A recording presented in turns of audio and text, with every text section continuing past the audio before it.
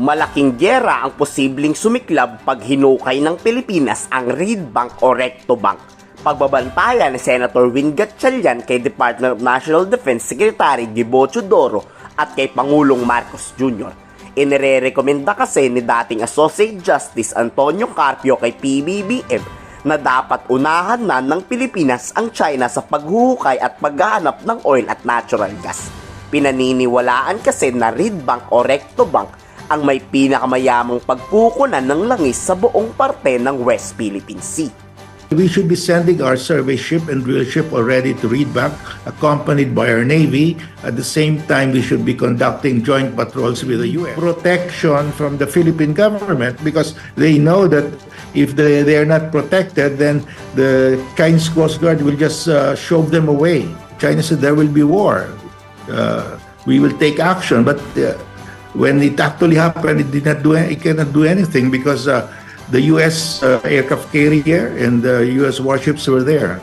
Babala ni Senator Gatchalian kay Defense Secretary Teodoro pag nagpadalos-dalos ang gobyerno sa pagpapadala ng barkong pandigma, tiyak hahantong to sa napakalaking digmaan. Handaan niyang may pagbombahan ang China pag pera na ang pinag-uusapan. Pero ba't nga ba tutol ang senador na to sa pagpapadala ng Navy ship? Ba't ang China? Napakaraming barkong pandigma sa loob pa mismo ng West Philippine Sea. Pag nagpadala tayo ng gray ships, there's a big chance na magkakagera. Because gray ships is Navy na ito. If you notice, if we are only sending our civilian ships through the Philippine Coast Guard because our country, we don't want to escalate the situation. Ang nakikitang solusyon para mahukay ang oil at gas sa Recto Bank ay kausapin ng maayos ang China dahil hindi susi ang gyera sa pag-unlad ng ekonomiya. Kung gusto niya ni Pangulong Marcos na yumaman ng todo ang bansa sa langis, makipag-usap ng maayos kay Chinese President Xi Jinping. Dialogue right now, everything is in front of media. No? So, alam mo, pag nag-negotiate, tapos andyan media, pagalingan tayo eh. No? Patigasan tayo eh. No, but if you do back channeling without external pressure, then we can be more frank and more open, and also more personal on that note.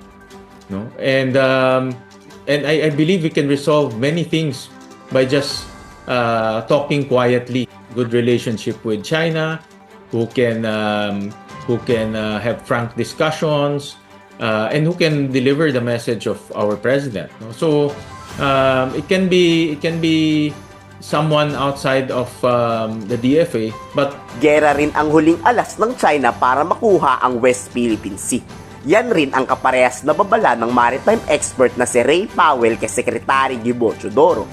Sa ayaw at sa gusto ng Pilipinas pag hindi pinagbigyan ang China, hahantong to sa malala at malaking gulo sa West Philippine Sea.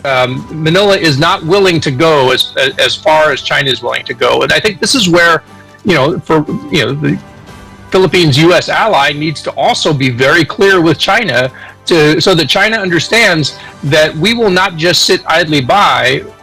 We, the United States, will not just sit idly by while our ally is pushed off of its occupied features.